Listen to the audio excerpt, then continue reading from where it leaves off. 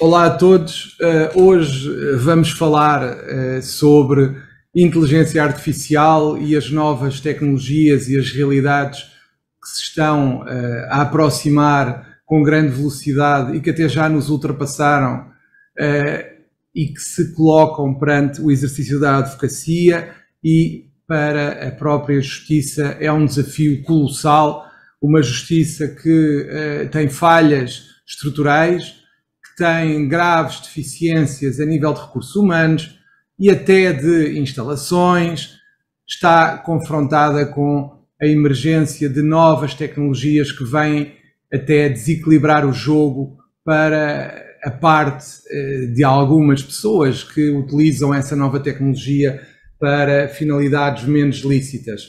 Será que a nossa justiça está preparada para isso? E o que é que implicam estas novas tecnologias no exercício do direito e na aplicação da justiça?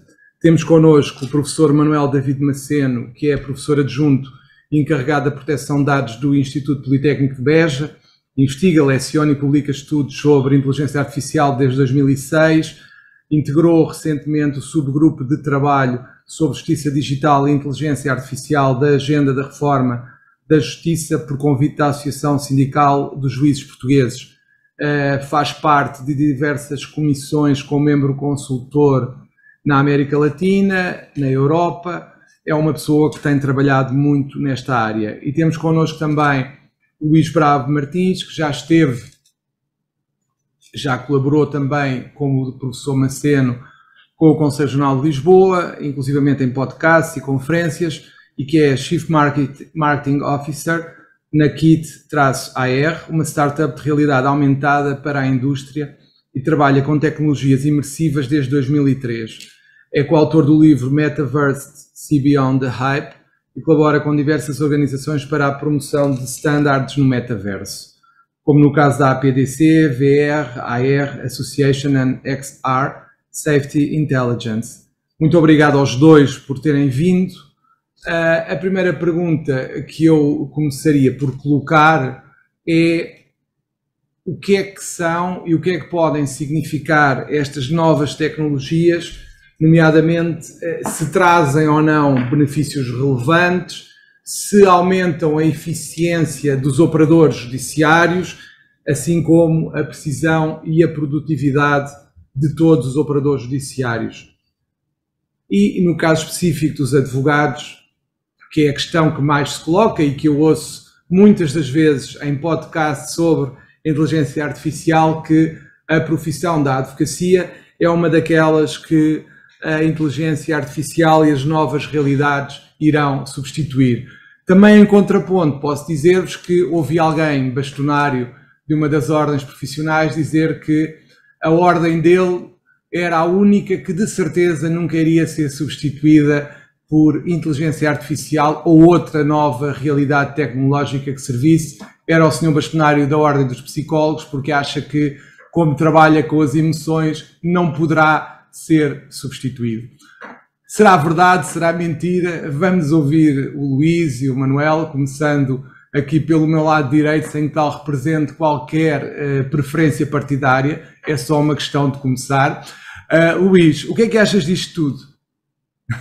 Bom, antes de mais, muito obrigado pelo convite, muito obrigado por esta oportunidade de abordar estes temas.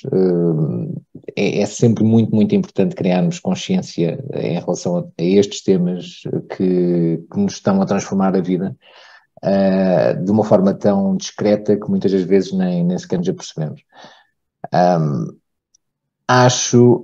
Portanto, vou falar um pouquinho de uma forma um pouco mais genérica em relação ao impacto que naturalmente estas tecnologias nos estão a trazer e depois dentro da área da legalidade, portanto, no exercício da advocacia, eu depois passo para o Manel, entretanto, poder, no fundo, fazer uma abordagem.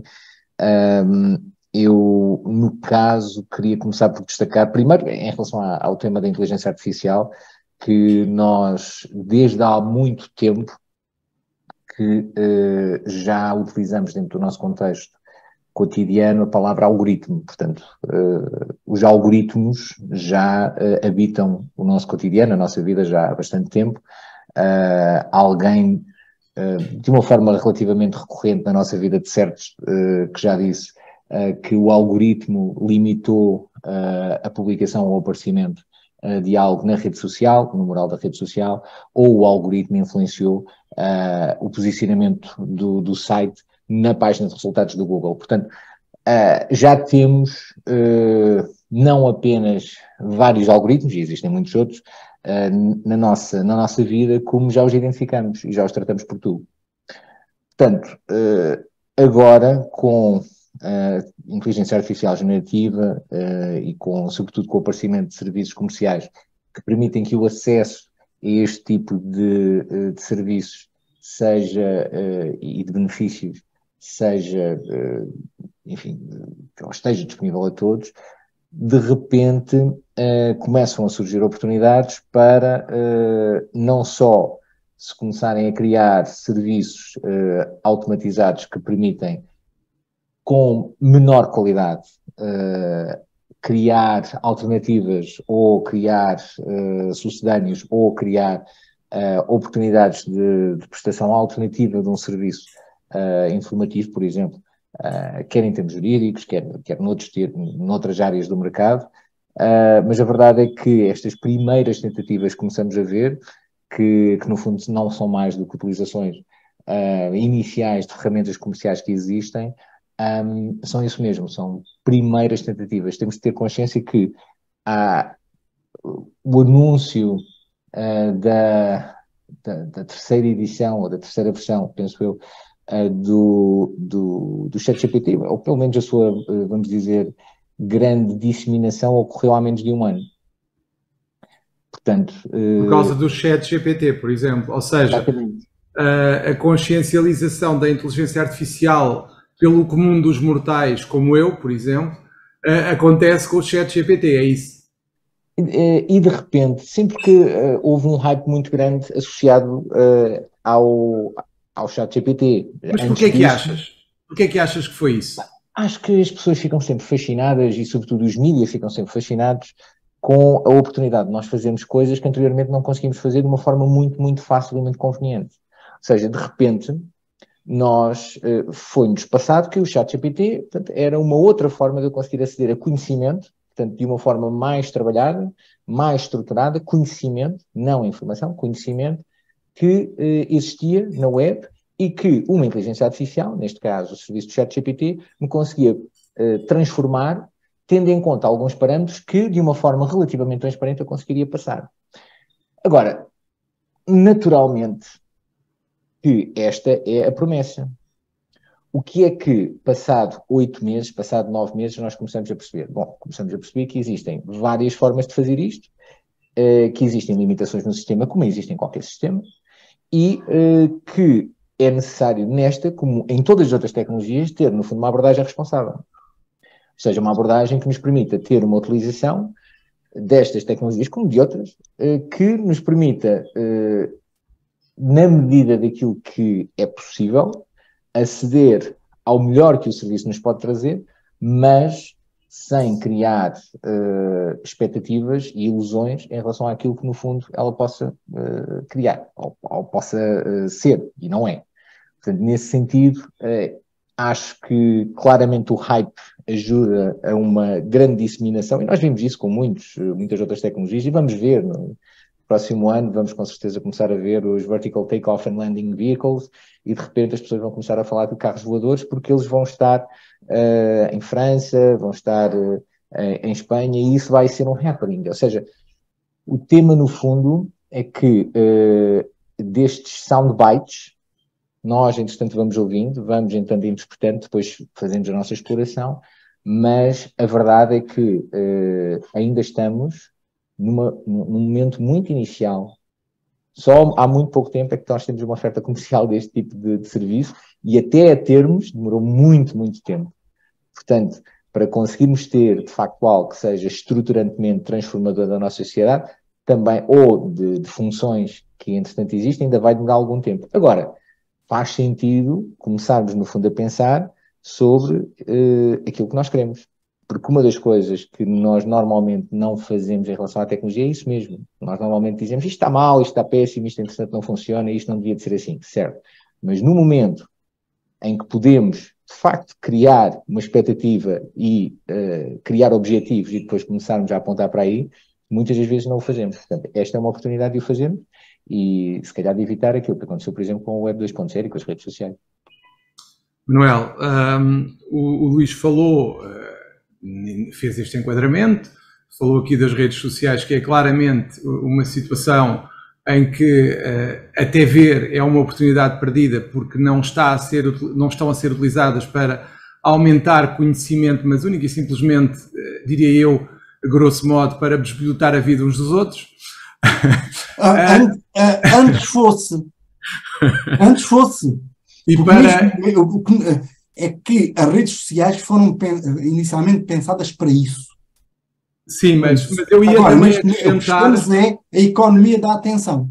Sim, mas eu ia também acrescentar... A economia da atenção já nem serve a rede social, serve, e Luís Martins, que é de marketing, já nem serve exatamente para que nós sabermos o que...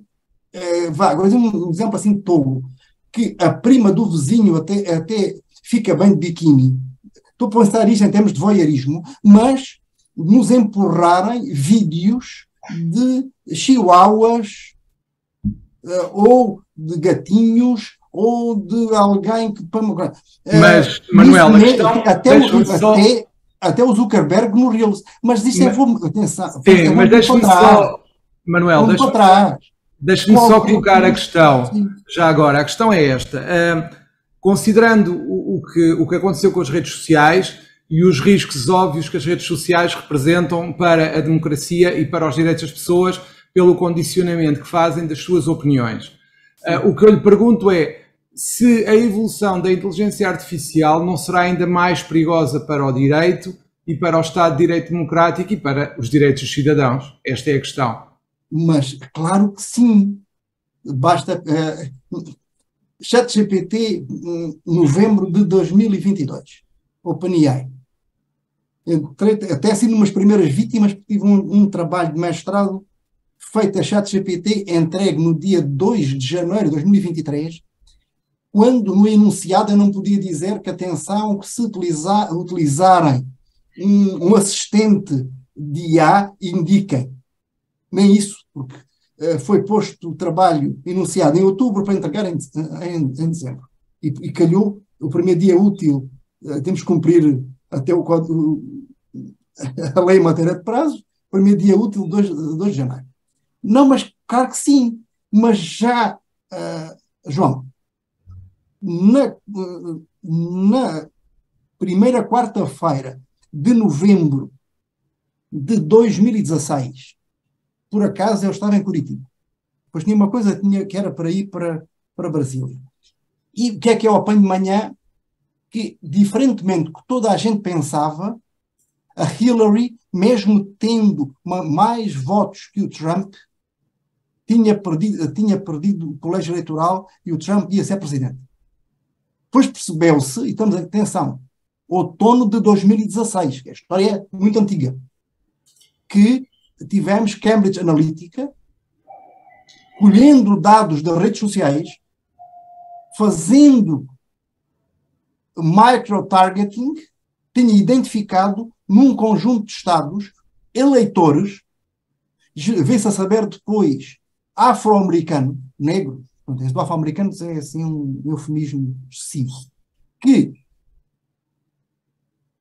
fizeram chegar informação no sentido de a Hillary não gostar ou não considerar os cidadãos americanos de origem africana. Que aqui se levou que não que votassem no Trump, mas que ficassem em casa votando com os pés. Isso já serviu. E penso o que é que serviu. Significou para o mundo ter o Trump durante 4 anos. Também se sabe que, em boa parte, o Brexit resultou de manipulação. Mais um debate atual, digo até das últimas semanas e do que se referiu ontem. A Comissão Europeia está empenhada em promover, com o objetivo de identificar conteúdos de pedofilia, promover uma vigilância permanente em todas as mensagens, inclusive mensagens cifradas, como a do WhatsApp ou de outros sistemas de comunicação instantânea.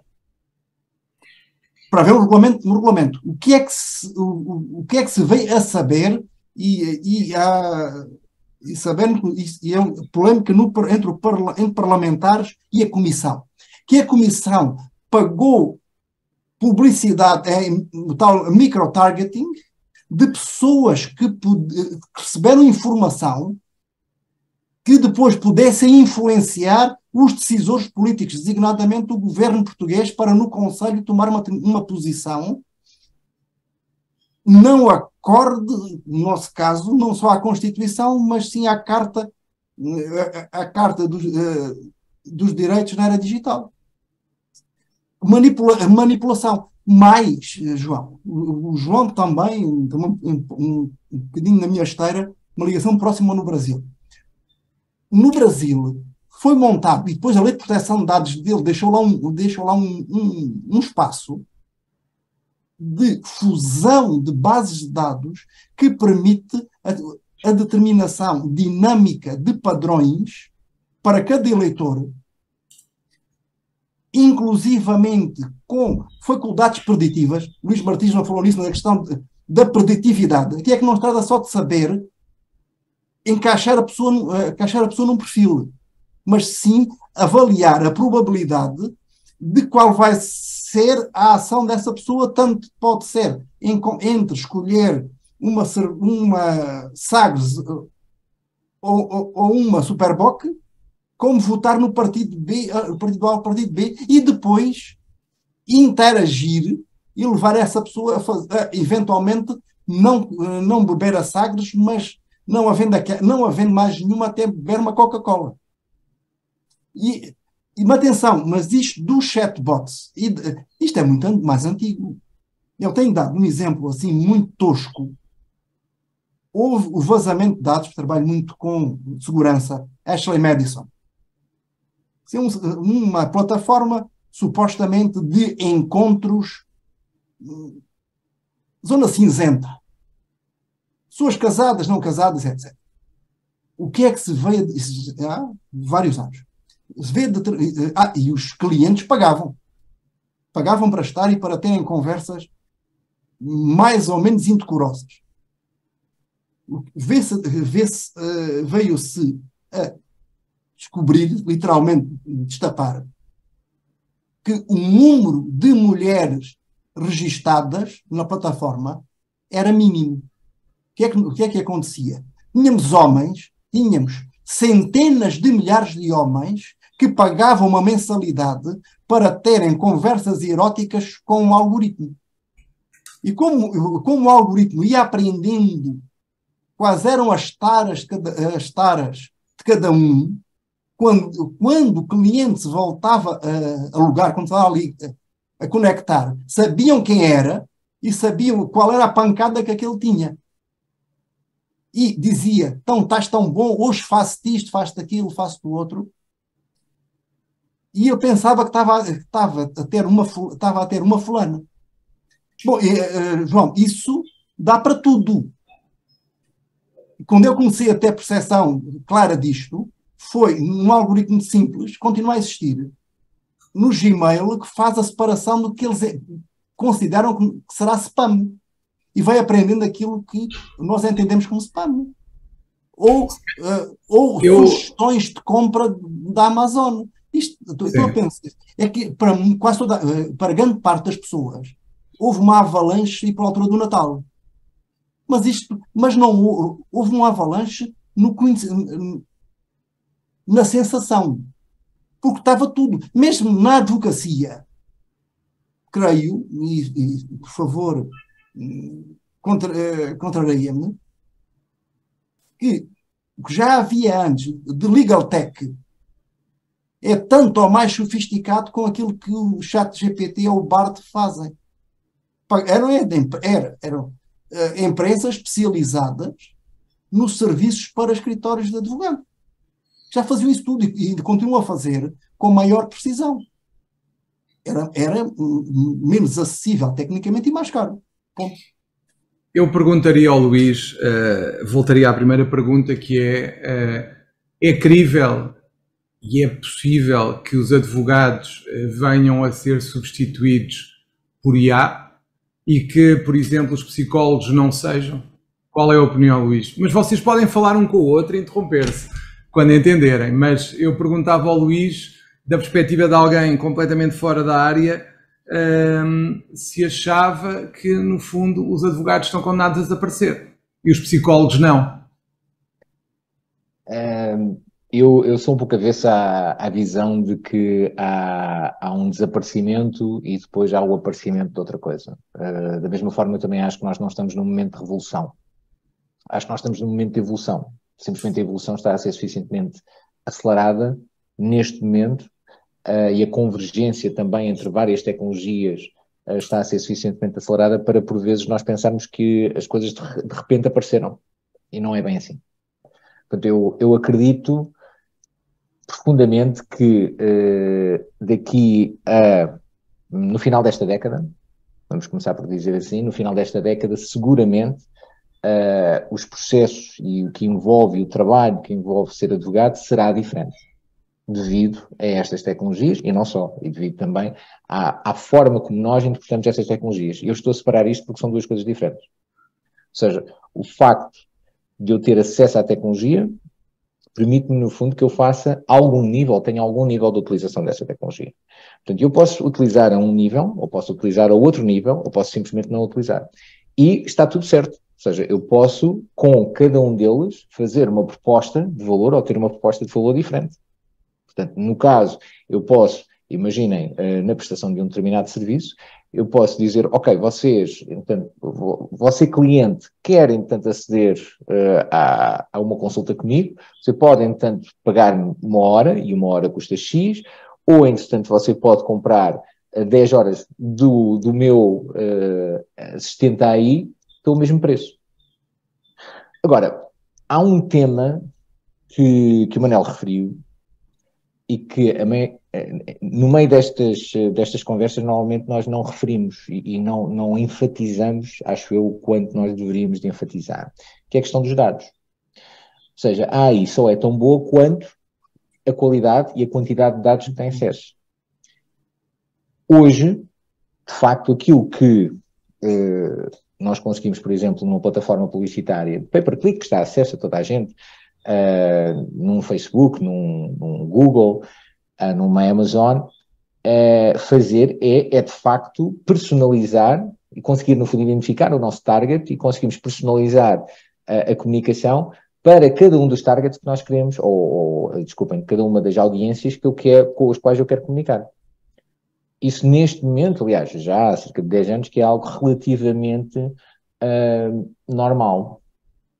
O que se coloca hoje com a inteligência artificial é a capacidade de nós conseguirmos, on the fly, em tempo real, trabalhar os dados e, de repente, recolher os dados, trabalhá-los e conseguir, no fundo, produzir outputs. O que é que isto significa? Significa que, por exemplo, se eu tenho acesso às reações dos utilizadores, se eu tenho acesso à biométrica dos utilizadores, se eu tenho acesso ao histórico de comportamentos, se eu tenho acesso a todas as inferências que eu posso retirar de todos estes dados e tenho capacidade de processamento suficiente com uma inteligência artificial para cruzar todos estes dados e conseguir, no fundo, ir testando formatos publicitários junto do cliente, bom, então eu tenho uma ferramenta de neuromarketing quase imbatível, porque a partir desse momento eu consigo encontrar exatamente aquele formato que funciona com aquele, não é com outro, não preciso de saber se ele se chama Oscar, se ele se chama Manel,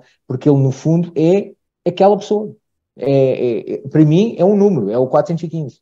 E aquele 415 reage àquela mensagem. Então a partir daí, ele, no fundo, o que vai fazer é começar a reagir ou a agir da forma como eu quero que ele entanto haja. Porque eu tenho do meu lado uma ferramenta que cria uma vantagem competitiva uma unfair advantage, uma extremely unfair advantage para mim. Uma vantagem extremamente injusta, porque de repente é impossível um humano conseguir competir, se quer entender que está no fundo a ser alvo. Mas é exatamente isso. É exatamente isso. Aliás, em 2017, eu publiquei um artigo, Inteligência Artificial com Big Data. Isso ainda aí até aparece, né, citado até no manual do Jorge Moraes de Carvalho do Consumidor. E uma versão assim avançada desse artigo vai estar para sair agora, chamada Entre Dados e Algoritmos. Porque aqui, para além, está a precisar outra coisa. É que esses sistemas, utilizando aquela metáfora do fado da Amália, de quem eu gosto, nem às paredes confesso, mas mesmo quando nós não confessamos, ele sabe por ação e por omissão. Mas os algoritmos são amorais. Não são morais nem morais. Um dos primeiros exemplos com a Amazon, também há bastantes anos, era que um cliente foi identificado como sucker e o algoritmo, o algoritmo no tempo ainda dos agentes de software, coisa da história antiga. Mas foi aumentando o preço, porque sabia, e ele ia comprando sempre. E o objetivo era o maior retorno financeiro possível. Sim, é porque é a questão e dos dados, todo o problema que se põe, por exemplo, com a discriminação, até podemos voltar até bater na Amazon, que eles não gostavam de senhoras. Sim, porque se despejarmos eu sou do tempo, já não tanto dos sistemas periciais, mas sou do tempo da inteligência artificial simbólica. E quando se começam a despejar dados, e já estamos numa lógica de machine learning e depois deep learning, em que o próprio sistema a construir os padrões, se o humano não intervir, aquilo vai não só reproduzir os vieses todos, mas aprofunda todos os vieses. É uma visão aumentada, como um espelho daqueles de feira, que aumenta a barriga, aumenta os braços, conforme. Daí a questão da regulação. Por isso é que, desde há muito tempo, aliás, não reparam, muita gente não repara, mas a União Europeia, em matéria de proteção de dados, desde a diretiva de 1995, e depois a nossa lei de 98, já lá temos os tratamentos automatizados. Já lá temos questões até de transparência algorítmica. 95 na União Europeia, 98 em Portugal. É por isso também que na nova geração de atos da União Europeia, depois transpostos, no que se referem a direitos de consumidor, já lá está. E depois ainda mais, o que o Luís falou, e agora pensando noutro, há um regulamento que está, que a propósito do Hamas e de Israel veio muito falado, até por Breton, que é o DSA, o Regulamento sobre Serviços Digitais. O que é que nós lá encontramos? Proibição de dark patterns. Exatamente o que ele referiu. Especialmente quando envolve crianças. Mas os tais padrões escuros em que a máquina é industriada ou lhe é permitido encontrar maneiras de ludibriar, enganar, distrair para a esquerda para depois aproveitar à direita, e isto não tem a ver, obviamente, com nada de política, mas isso está diretamente em cima da mesa. Até podemos dar um passo mais. Se tudo correr bem, até ao Natal, o trílogo relativo ao regulamento de inteligência artificial chega ao fim. E dos pontos, ali continua a haver grande controvérsia, a haver filtragens. O trílogo começou em meados de junho, quando o Parlamento Europeu aprovou a posição comum, mas saber o que é que vai ser completamente proibido. E vai ser proibido, designadamente, sistemas, e aí há consenso, sistemas de inteligência artificial que possam reforçar comportamentos que afetem a vida e a saúde física ou mental dos utilizadores ou terceiros. Pensem o seguinte, há 2 semanas, isso vai na imprensa internacional, um rapaz foi condenado por tentativa de homicídio da Rainha Isabel II. Tinha uma namorada algoritmo que reforçava tudo e ele perguntou à namorada se seria boa ideia ele tentar matar a rainha. E a tal namorada disse que sim, meu amor, tudo o que tu fizeres para ficares conhecido, serás um homem de sucesso. E ele depois não conseguiu ser declarado inimputável. Ele introduziu-se até com arco e flechas no palácio para matar a rainha com um comportamento reforçado por inteligência artificial. Não seria certamente um homem assim muito maduro, mas, João, eu vou pôr a bola desse lado. O problema, até maior para advogados, os debates não vão acabar os séniores. Agora, o trabalho de secretárias de escritórios, os advogados júniores, os que poderiam dar uma prestação de nível médio-baixo, muito facilmente são substituíveis. E não sei se o Luís concorda comigo, nos outros setores, todas as funções que envolvem essencialmente recolha e sistematização de informação são suscetíveis de ser substituídas com menor custo por sistemas de inteligência artificial. Jornalistas de agência, advogados muito júniores. O que o João pode fazer facilmente é estabelecer uma estratégia, contacta fisicamente com os clientes, vai almoçar com o cliente, cria confiança com o cliente, que o cliente não cria esse vínculo com a máquina. O cliente tem que confiar em si. E quando o João utilizar uma máquina, o cliente está a confiar em si, do João Massano, porque não acreditando, então credere, tem fé em si, que não vai utilizar uma máquina, se o fizer, de modo que não vá prestar o melhor serviço possível a ele. Agora, o que está a montante de si, provavelmente vai deixar de existir. O João pode ser um advogado brilhantíssimo em prática individual, só que em vez de ter uma estrutura em volta humana, de assessores para isto, aquilo e o outro, vai ter um sistema sofisticado de inteligência artificial. E não estou a fazer, isto não é futurismo nenhum. Mas para isso sim. Agora, haverá advogado? Sim, mas provavelmente isto é um número semi à toa. Em vez de haver em Portugal entre 30 e 40 mil advogados, talvez haja emprego para a próxima década 3 a 4 mil. A não ser que os clientes, como o Luís disse, prefiram sempre um humano, mesmo que seja uma prestação um bocadinho mais fraquinha, mas é um humano e os clientes mais antigos continuam a querer um humano de qualquer maneira.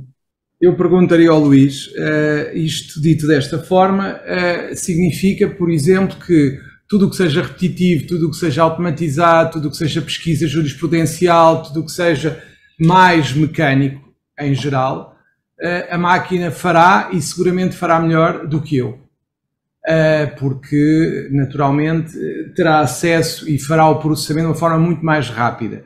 Tudo o que possa ter a ver com alguma criatividade, com alguma emoção, aí diríamos que o advogado manter-se-á com esta limitação, como o Manuel disse, de sermos menos. A pergunta que eu coloco é, a ser assim e a vir a acontecer desta forma, a advocacia está condenada a acabar, não pela máquina, mas porque não vão aparecer mais novos, porque eles não vão ter oportunidades, ainda vão ter menos do que agora. Nem precisamos de chegar ao ponto de contar com a proposta não, o que foi aprovado no Parlamento em relação ao Estatuto, para dizer que os estagiários são, de facto, uma espécie rara nesta forma, ou não, Luís? Isto é catastrófico, mas se nós juntarmos a automação, a busca jurisprudencial, tudo que é feito pela máquina, e melhor, muitas vezes quem faz esse tipo de trabalho até serão, teremos que ter pessoas para fazer esse trabalho, deixamos de ter essas pessoas.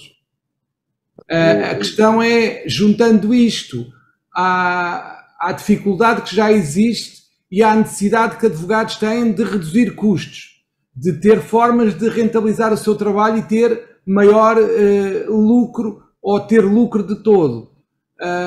Os estagiários são mesmo uma espécie rara, ou não? Bom, em relação a essa... Ou os júniores também, não é só os estagiários, os júniores ou qualquer outra pessoa. Pois, ameaçada. Eu vejo, sim, eu se calhar começo aqui por dois pontos prévios. Um primeiro, da minha experiência com os vários escritórios com que já interagi, ou nos vários escritórios, existem projetos de transformação digital onde o objetivo passa exatamente por se conseguir automatizar esse tipo de processos. Portanto, é algo que no fundo agora surge nessa sequência. Inclusivamente eu conheço algumas consultoras, não no ramo jurídico, mas consultoras que fazem estudos de mercado e que já têm muitos desses processos automatizados. Mais de 90% desses processos automatizados. Portanto, é algo que neste momento já estava a decorrer dentro do mercado. E irá continuar, eu não tenho dúvidas nenhumas em relação a isso.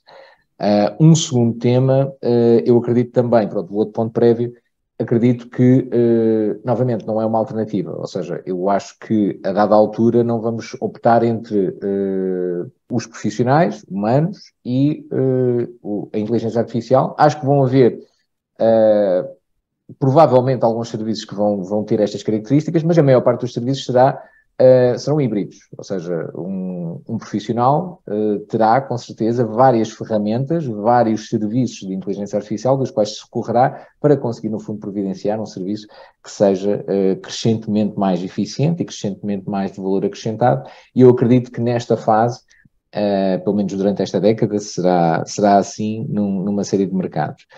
Agora, há um tema que é importante nós termos sempre em conta. Se calhar até dois, pronto. Um primeiro em relação àquilo que acabaste de referir. Portanto, nós recorrermos ao profissional humano quando queremos ser criativos ou quando queremos ser ou quando temos tópicos emocionais para lidar. Da minha percepção, portanto, isto no fundo tem muito a ver com o que queremos tornar a tecnologia mais human-centric. Portanto, que é um tema que dentro do ramo da tecnologia nós ouvimos muitas vezes. E isto tem muito a ver com aquilo que nós entendemos como ser humano e quais, no fundo, são as características de ser humano. Pronto. Hoje, da minha perspectiva ou da minha experiência, vejo que já existem, na perspectiva criativa e de forma crescente, várias inteligências artificiais que oferecem vários tipos de soluções. Algumas, por exemplo, há cerca de talvez 6 meses, 7 meses, uma inteligência artificial ganhou um concurso de arte nos Estados Unidos e isso criou logo um tema de propriedade intelectual relativamente grande, porque no fundo, na altura não se sabia como reagir a isso. E continua-se, entretanto, a criar, devido a isso, também uma série de impactos. Por exemplo, mesmo em Portugal, nós temos o Lionel Moura, que no fundo já há cerca de talvez 10 anos, mais de 10 anos, já 20 anos, que tem um conjunto de robôs que no fundo pintam quadros, não de uma forma aleatória, mas tendo em conta um algoritmo que foi desenvolvido. Portanto, isto no fundo tudo para dizer o quê? Que existe na dimensão criativa algumas soluções que me dirão, bom, neste momento é um processo em curso, e eu concordo, mas existem, entretanto, algumas soluções que a inteligência artificial está a oferecer. Na perspectiva de lidar com emoções,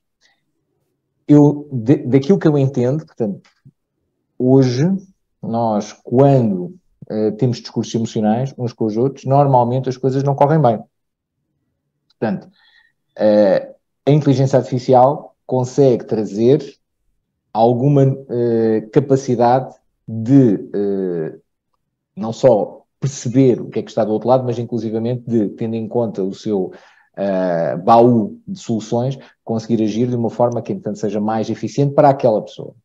Com isto não estou a dizer que seja a melhor solução, estou a dizer que pode dar soluções, novamente aqui numa perspectiva híbrida, a quem, no fundo, está a interagir com outra pessoa, que permitam que a conversa, que permitam que a interação possa ser mais efetiva.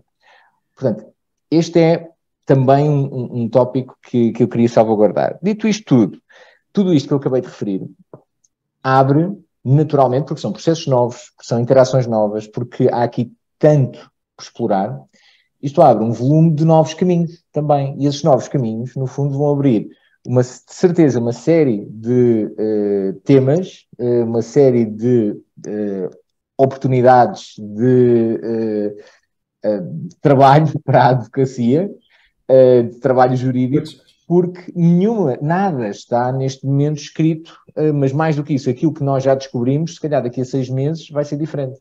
Portanto, há crescentemente um trabalho de criação de regras que está a ser feito a vários níveis, portanto, não apenas em termos jurídicos, mas também em termos de standards da indústria.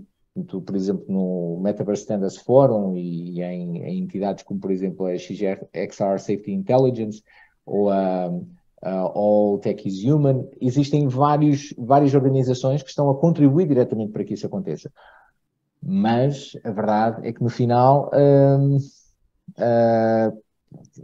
não conseguimos acompanhar, ou ter a certeza que conseguimos acompanhar todo o ritmo, e portanto eu acredito que vão haver aí novas oportunidades para que o trabalho jurídico consiga, e novos domínios para o trabalho jurídico. Eu, considerando a tua limitação temporal, e antes de passar ao Manuel, uma vez que estás um bocadinho em cima do teu tempo, eu queria te perguntar o seguinte, mas se tu fosses advogado, o que é que tu farias para que te reinventasses e pudesses sobreviver a este tsunami da inteligência artificial?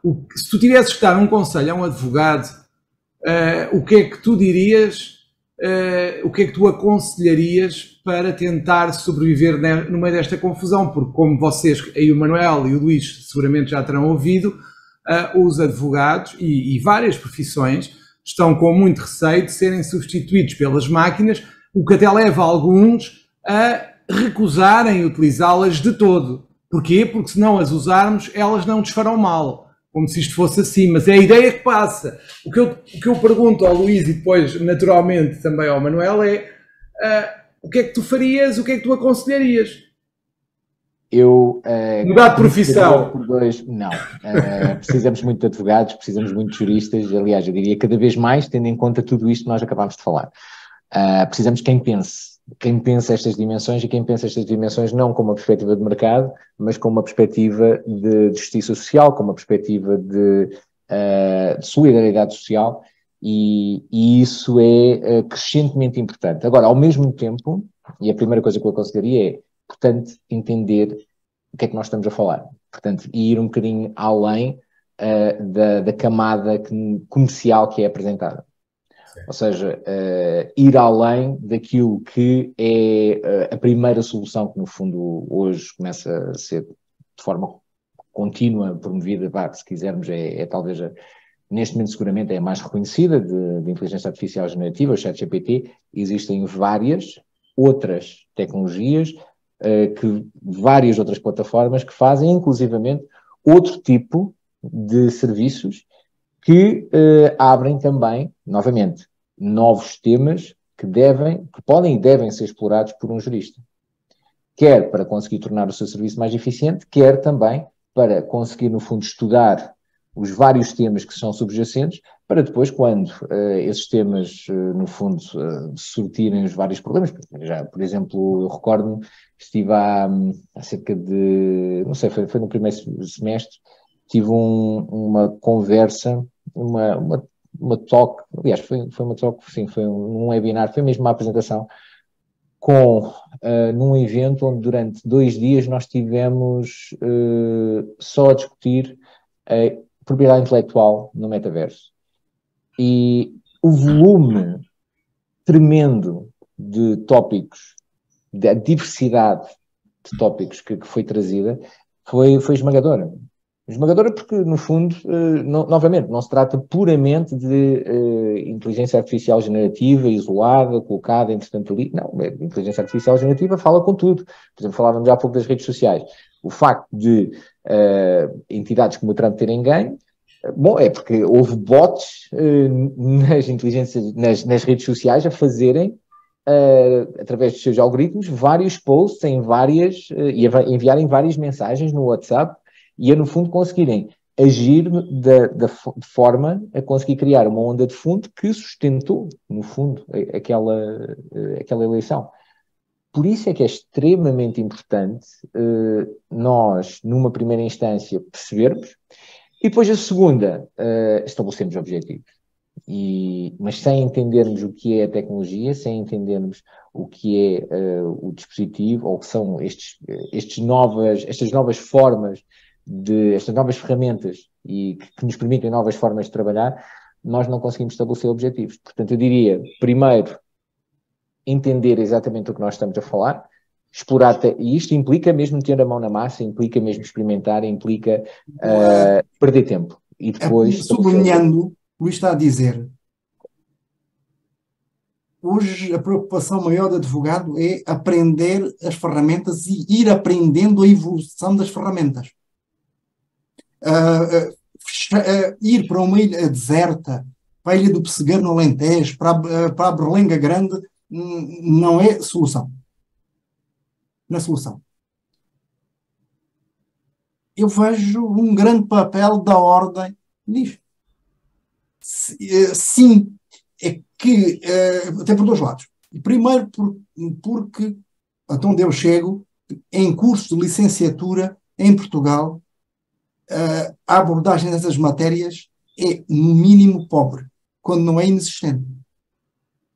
Inclusive, para aquele nicho que tenderá a crescer de advogados TMT, isso depois surge com pós-graduações.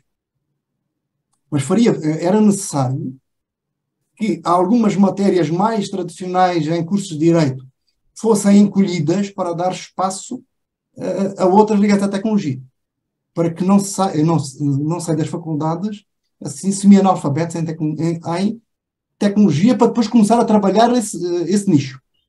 Mas o mais importante é a antiga informática jurídica.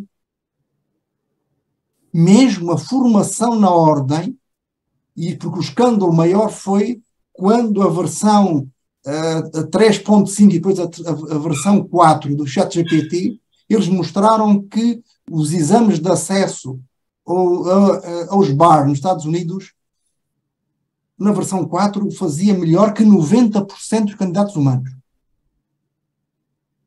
Isso quer dizer que a ordem precisa de mudar a forma em que admite os seus membros.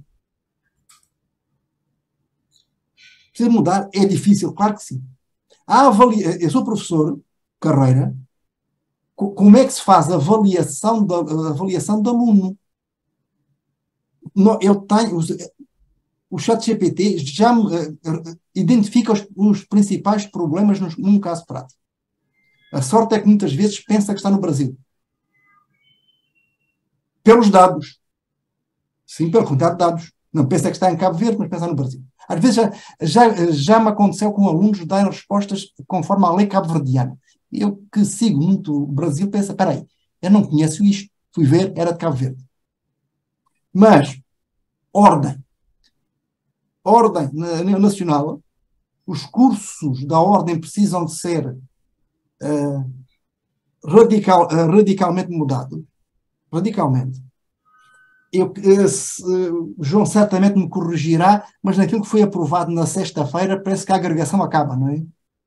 Não, fica muito limitada. Pronto, mas se o exame de agregação puder ser feito com sucesso por um chatbot, é melhor tirá-lo.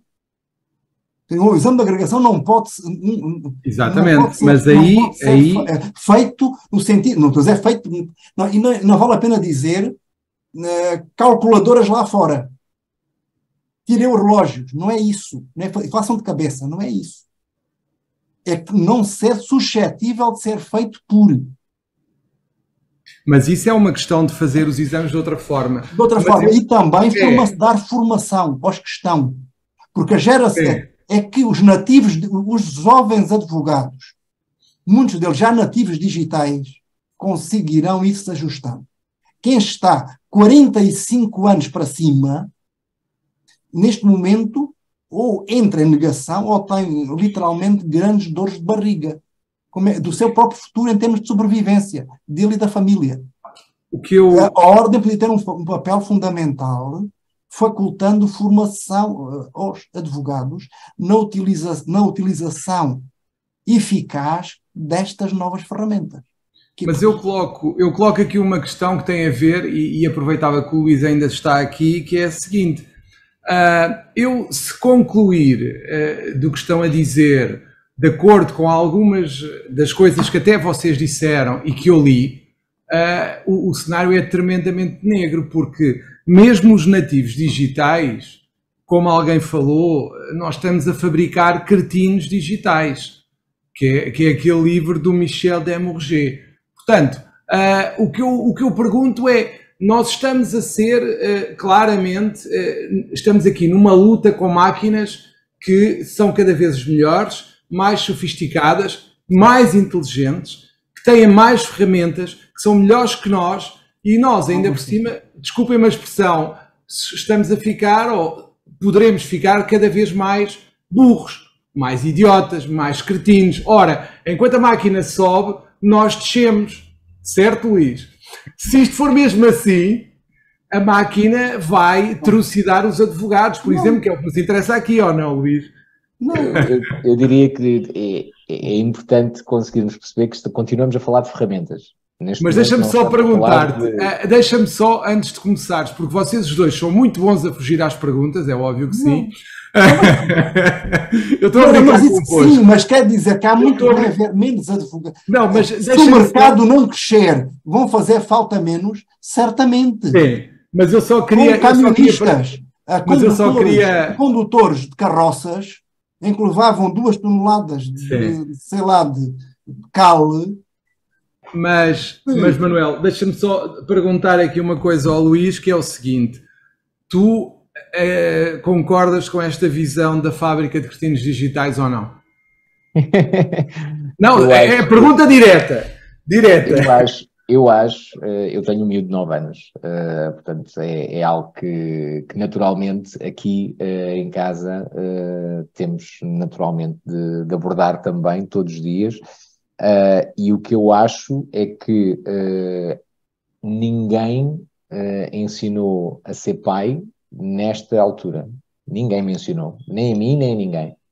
E da mesma forma também são muito poucos os conteúdos que permitem, conteúdos disponíveis, que permitem que eu consiga passar ao meu filho de uma forma concreta as tais formas responsáveis de ele utilizar conteúdos digitais e aplicações digitais sem recorrer a proibições, sem recorrer a time off, portanto, no exercício da liberdade dele. Isso é difícil. E porquê?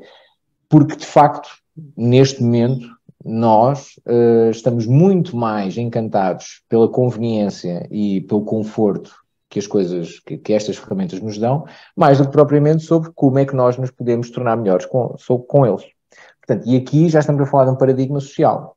Portanto, já não estamos a falar de algo que está limitado ou que está circunscrito a um determinado contexto profissional. Se nós valorizarmos naturalmente o conforto, se nós valorizarmos a conveniência das ferramentas, naturalmente eu vou tendencialmente andar para aí, e tendencialmente eu tudo farei para ter tudo à distância de um botão. Portanto, e a minha decisão, no fundo, e a minha tomada de decisão, crescentemente vai sendo passada, vai transitar para a máquina. Portanto, e isto é um tema. Portanto, nós estamos a mediatizar as nossas decisões. Notem, nós passamos de uma página de 10 resultados no Google para uma resposta do ChatGPT, sendo que na Amazon nós já dizemos, por favor, Alexa, compra-me sei lá, óleo para o carro, e ela vai comprar da marca que ela quer. Portanto, tendencialmente nós estamos a passar, já há muito tempo, que estamos a passar e ninguém coloca em causa o que o GPS diz. Nós seguimos sempre o GPS. Vocês alguma vez ouviram alguém dizer, mas eu não confio no meu GPS? Não faz sentido nenhum. É um oráculo. Portanto, neste momento, é muito, muito importante, acho eu, também termos essa discussão, haver, no fundo, lá está, novamente, pessoas, sociólogos, antropólogos, pessoas, lá está, das ditas ciências humanas, que no fundo nos ajudem a integrar isto, e naturalmente também juristas, e naturalmente pessoas que nos consigam enquadrar isto de uma forma sadia, de uma forma responsável, de uma forma, sobretudo, que permita criar a confiança que é necessária para que isto possa ser bem alavancado. Neste momento, ainda vamos perfeitamente a tempo, tal como eu vejo, porque isto são apenas, neste momento, ferramentas. Porque ainda não fizemos delas outras coisas. Eventualmente poderão vir a ser outras coisas. Agora, partilho contigo da necessidade, contigo e dessa ideia da necessidade que nós temos hoje de criar uma muito melhor cultura junto desta nova geração. Só um último approach. Dito isto, é muito, muito interessante ver a decalagem entre, já nem é o meu filho, mas entre miúdos, vamos chamar-lhe assim, de 25 anos, 20, 25 anos, e a minha geração. Eu tenho neste momento 46 anos.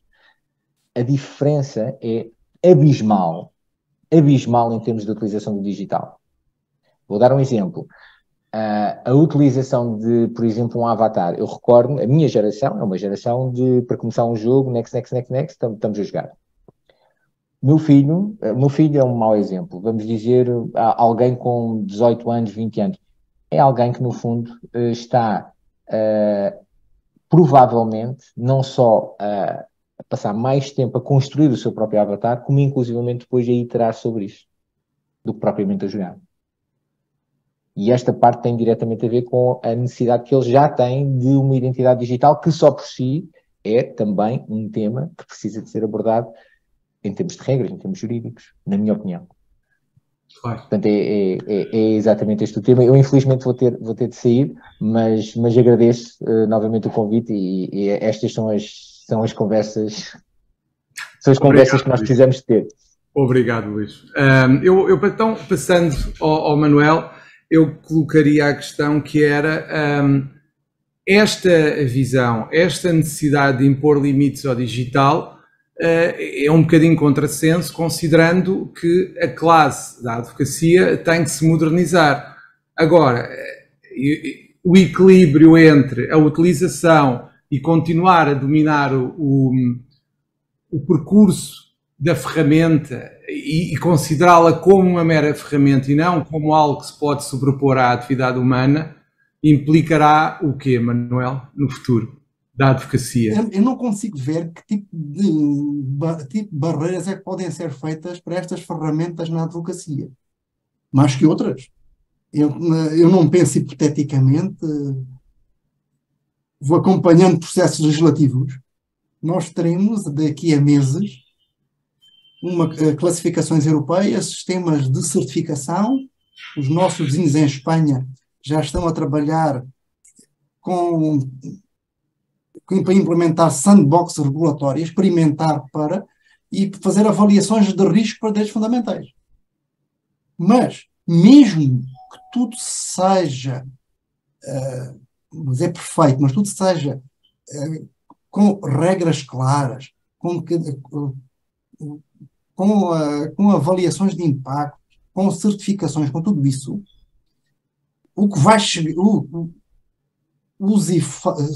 os efeitos muito adversos para os direitos fundamentais a serem limitados ou eventualmente eliminados, mas as ferramentas vão lá estar. E há aspectos, o João enviou assim um guião, mas há aspectos que vão continuar, mas também humanos. Hoje já estas ferramentas conseguem mimetizar facilmente a voz e também a imagem. Uhum. E não é um avatar. Sim.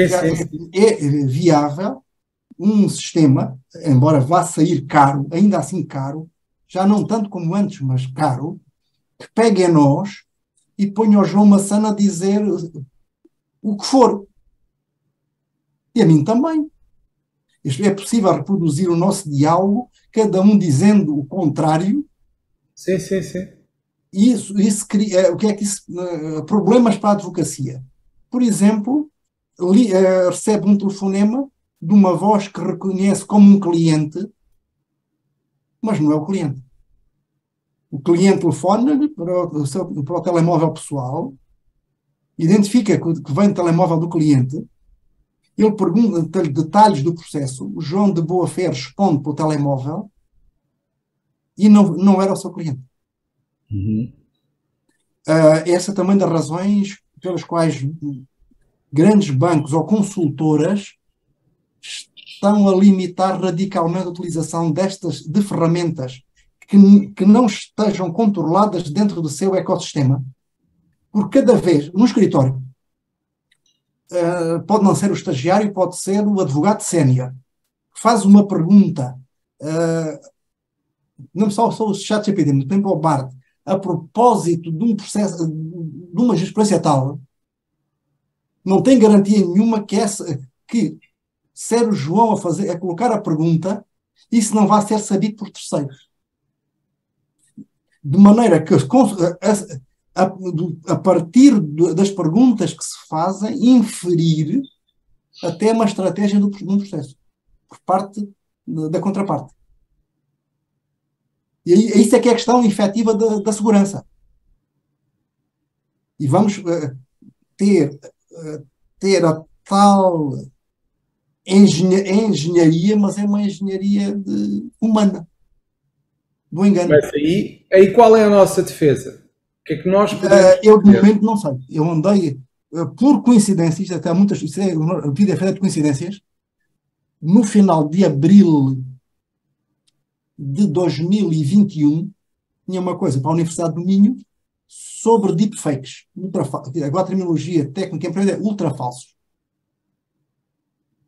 E eu pensava, bom, isto a proposta que vai de regulamento artificial que vai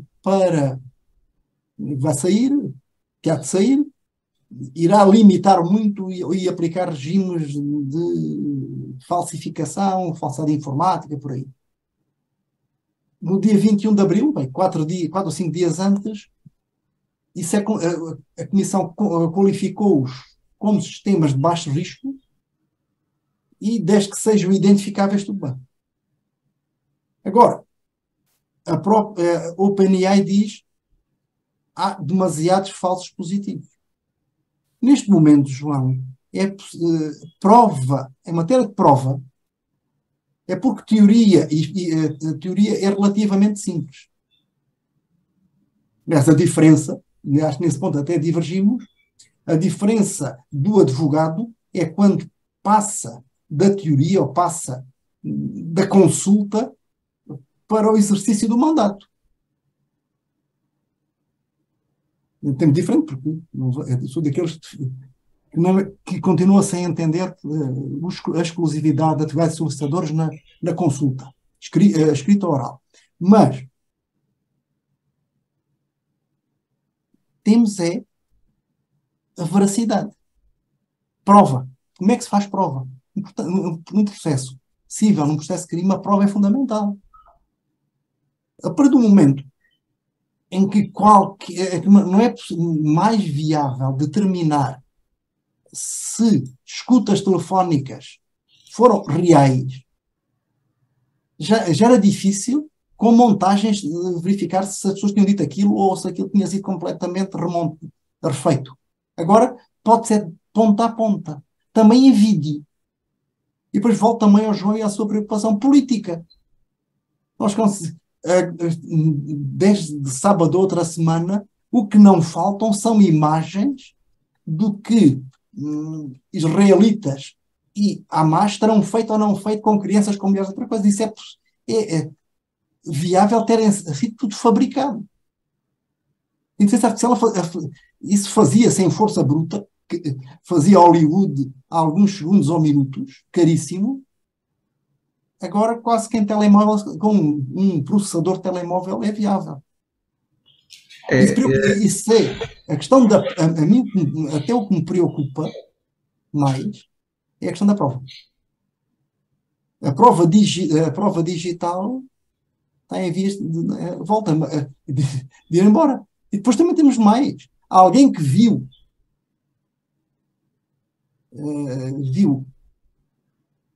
imagens que não sabia na altura, ou até sabendo que eram falsas, e se cria uma convicção. E falou o Luís antes, é micro-targeting. Isso é efetivamente preocupante. Mas isso é preocupante não para advogados, ou só para advogados, mas deverá ser para todo o sistema de justiça e para todos os cidadãos. E a democracia. A manipulação das pessoas. A manipulação das pessoas. E que as pessoas, a manipulação também das emoções. Eu não sei se os psicólogos não serão mais até facilmente substituídos por máquinas amigáveis. Chatbots até tridimensionais. Muito mais baratos. Quando o João estava a dizer a única ordem, eu até pensei nos enfermeiros pelos cuidados pessoais. Mas aí, sim, porque parecem aqueles robôs no Japão, mas eu estou muito convencido, a minha mãe está institucionalizada, eu não estou convencido que senhoras idosas que tenham lá um robô que vá ao quarto e diga umas coisas, elas ficam satisfeitas de ver um robô, que fale com elas. Pronto, será melhor que nada, mas porque esse tipo de trabalho, o trabalho de auxiliar, de instituição de idosos, o humano vai continuar a fazer, até por ser mais barato, paga salário mínimo, despreocupadíssimos. Na agricultura, há robôs que apanham maçã, mas é mais barato ter. Quando eu cheguei a casa, estava a chover, aqui debaixo do prédio, estavam aí 2 dúzias de imigrantes de Vindostão. É mais barato esses imigrantes irem apanhar fruta do que o robô. Mas na advocacia, onde não é necessário hardware, onde talvez, o Luís já foi embora, talvez até seja viável ter uns escritórios sofisticadíssimos no metaverso. E não estou sequer a brincar, pensar que isso ali atrás é uma placa de esferovite com autocolante. Esses livros que estão ali atrás são autênticos. Vamos admitir isso. Mas é possível passar a ter escritórios brutais em metaverso. Mas o que é que o que é necessário fazer? Adaptar-nos. Aprender. Sobreviver. Mas como? Como é que a advocacia, já falámos da parte da formação, mas isso é óbvio que até pelas alterações legislativas vai ter que haver uma adaptação. Agora a questão é, essa adaptação para mim não creio que seja a futura, porque no futuro, face a tudo o que se está a passar, a adaptação tem que ser todo o sistema, não é só da advocacia. A advocacia é uma parte do todo, por isso é o todo que vai ter que se adaptar a esta nova realidade. E como é que acha que vai ser esta reinvenção do sistema e, naturalmente, da própria advocacia, que está lá no meio? Tem alguma ideia? O que é que acha que é possível? O João disse que eu e o Luís fugimos, isso era a tal pergunta de 1 milhão de euros. Mas eu creio que continuará a pensar a dimensão estratégica e humana assistidas. Aliás, eu recordo, talvez o João também, que em 2019 a França proibiu por lei análises jurimétricas da jurisprudência. Isto é, na altura ao alcance dos grandes escritórios, ver como é que aquele juiz decidia, estabelecer um perfil do juiz e produzir as peças processuais em função da argumentação que melhor colhe naquele juiz. O que já era feito artesanalmente desde sempre. Sim. Mas pudesse ser automatizado. E haver jurisprudência disponível, a máquina vê que quando aquele fulano agora parecerá que até começam a publicar as sentenças em primeira instância. Pois nós tínhamos era tribunais coletivos com acordo. Ver quando aquele fulano é relator, como é que sai? Quem é que ele cita? Que jurisprudência refere? E, usando uma imagem cultural antiga, albardar o burro à vontade do freguês. À vontade do freguês.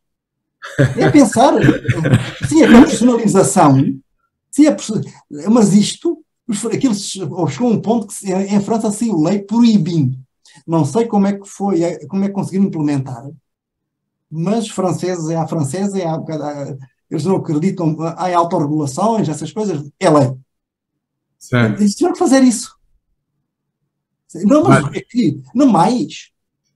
O problema, nós falámos em antecâmara a estratégia sugerida pela inteligência artificial. Mas isso, a inteligência artificial, numas alegações finais nos Estados Unidos. Mas a inteligência artificial indica caminhos. Mas vai ser o humano até que escolher. Mas até mais. Eu lembro-me da primeira vez que entrei num debate de artificial e direito, pensar redes neuronais não, caixas negras não. Porquê? Porque o direito tem que ser fundamentado e todos os passos têm que ser por controle, pelo procedimento. Mas, mesmo nesses casos, um sistema de inteligência artificial pode nos dar palpites de soluções. É que acontece muito. E o problema põe-se agora porque os informáticos da OpenAI, os próprios que desenvolveram o ChatGPT, não sabem exatamente como é que aquilo funciona. Têm uma ideia de como é que o estruturaram, sabem qual é a informação que lá puseram, mas não sabem como é que ele lá chega às conclusões. Literalmente não sabem. Mas o advogado não pode ser crédulo. Sim. Aquilo tem que assumir, e isso talvez o melhor serviço que podemos fazer aí à classe é pensar que, pelo menos de momento, e talvez até ao fim da década, ele vai ter um assistente, secretário, muito bem formado, que sabe muito, que está ao lado, que naqueles filmes do Harry Potter seria um elfo doméstico, aquele está ali ao lado, não é só o Alexa ou o Siri, tem ali alguém, ou um conjunto de assessores, que ajuda. Mas a responsabilidade de decidir é do próprio. Porquê? Porque é o próprio que assina, é o próprio que assume o mandato perante o cliente. Uhum. Mas o importante é que o advogado pense que tem ali auxiliares. Infelizmente, para muita gente, deixam de ser auxiliares humanos. Eu recordo, antes da pandemia, receber aqui uma amiga de São Paulo, a Mónica Sapucaia, coordenadora do curso de Direito do IDP em São Paulo. A preocupação, porque ela trabalha muito, é professora de Direito, trabalha muito estudos de género. A preocupação dela eram as mulheres. Aquilo que a Mónica chamava o chão da advocacia, o chão de fábrica da advocacia, dos escritórios de advogados, que estavam já na altura a ser muitas mulheres desses trabalhos de recolha de informação, até de algumas primeiras entrevistas com o cliente para fazer uma triagem se interessam no escritório, eram mulheres a fazer. E programas, sobretudo norte-americanos, adaptados ao mercado brasileiro, que é um grande mercado. Trabalho de mulheres na advocacia estava a ser substituído por sistemas automatizados. Isto, estou a pensar, 2018, 2019. Antes deste desembarque. Uhum. ChatGPT e do BART. Agora, que para quem tem mercado, sim, há, certamente. Vai haver, e estamos aqui a sumariar, haverá mais trabalho TMT, tecnologia, mídia e comunicações, certamente, mas isso é pelo avanço da tecnologia, seja porque nós estamos num certo cada vez mais tecnológica, com a inteligência artificial. Agora, eu sinceramente não sei como. Eu olho para muitos professores, para funcionários judiciais,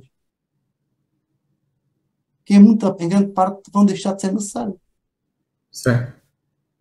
E depois temos é que ver criticamente. Mas nós temos que nos reinventar. Eu estou a pensar agora, quase solipsisticamente, enquanto professora, eu não posso ignorar que os alunos têm acesso a esta ferramenta. Eu tenho brincado de dizer, bom, isto aqui há duas hipóteses. Ou nós nos adaptamos e fazemos outra coisa, ou então assumimos a doutrina Ivete Sangalo.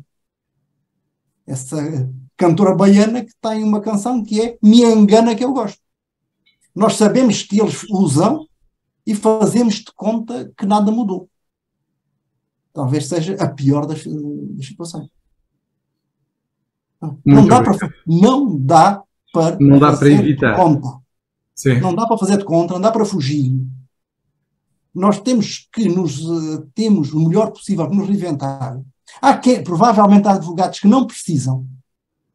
Quem tiver, estou a pensar, advogados de 50, 60 anos que tenham uma clientela desse proprietário, precisará ter alguns conhecimentos para mais facilmente ir procurar jurisprudência, a nível mais elementar, mas poderá continuar a trabalhar como sempre. Ou quase. Já não pode entregar a petição em papel, tem que ir para os sítios, mas paciência. Mas dá para fazer. Sim. Agora, agora vou-me permitir ser talvez um pouco desagradável. Eu estava muito preocupado porque nenhum dos meus filhos seguiu direito. O que é que vai acontecer com a minha biblioteca? Tem alguns quantos milhares de livros. Hoje eu estaria preocupado se tivesse um filho em direito a começar. A não ser numa lógica completamente nepotista, porque a transmissão da arte de advogar, e existe literalmente uma arte, faz muito em termos familiares, ou então em algum discípulo cooptado como se fosse família. Agora, quem não tiver essa via, por muito bom terá que ser muito, muito, muito bom para se ingrar a partir de agora. Essa é uma preocupação. O meu filho, felizmente, neste momento até está em Erasmus, mestrado na Noruega, em design digital, mas é o design de interação. É design que ainda que vai jogar com o diálogo com o cliente. Pronto, assim foge à questão do direito. Não dizer isto. O que tiver a ver, não estou a fugir nada. Não, ele não fugiu. Não, não é fugir, ele não foi para direito, portanto não vai ter... Não foi direito porque não quis, porque sim, o interesse dele inicial era a informática, era o cinema, foi explicado à computação gráfica e depois evoluiu na questão de componente criativa e artística utilizando meios digitais. Bom, mas porque se ele tivesse em informática, ele também estaria mais preocupado porque esses sistemas de inteligência artificial escrevem código. Eu estava, confesso-vos, eu estava convencido que a consideração de programas informáticos enquanto obras literárias, começou nos anos 70 nos Estados Unidos, na diretiva de 91 da nossa lei de software, no tratado do OMC, no tratado da OMPI. Eu achava que tinha sido efeito de um lobby das software houses. Era a melhor proteção a direito de autor do que a proteção por propriedade industrial ou uma proteção sui generis. Agora, verifiquei que estou errado. O ChatGPT não foi feito para produzir código, mas produz. Assume aquilo como uma linguagem, como uma sintaxe, e diz, tem um código, quer código que faça isto, e ele faz. É um código muito bem feito, sofisticado? Não. Meu filho diz que aquilo dá para o gasto.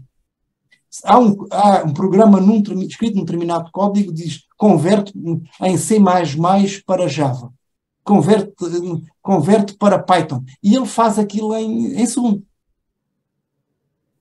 Isto é, aqueles developers em massa, que não só Bangalore,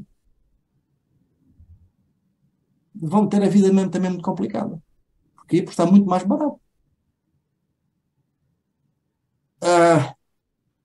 Agências noticiosas? Sim.